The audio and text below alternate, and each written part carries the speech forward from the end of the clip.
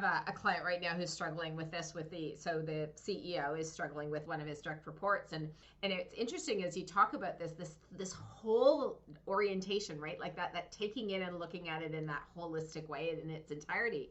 And if the INFJ senior leader brings something to the CEO, and the CEO, all he has to do is ask a question or even make a comment around, well, I wonder if, or how might, or I need to think about, and in the mind of the INFJ, his idea has been rejected.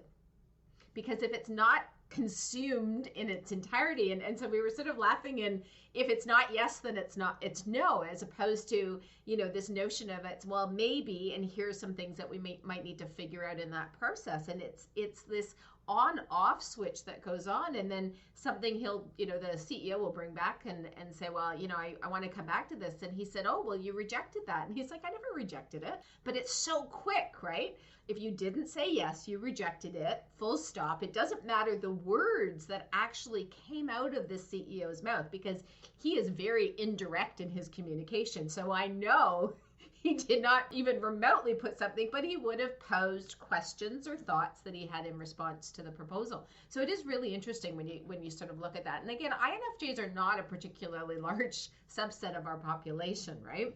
So something to keep in mind too, that if you are an INFJ, then that, as we were talking about earlier, it's the rest of the world runs quite differently.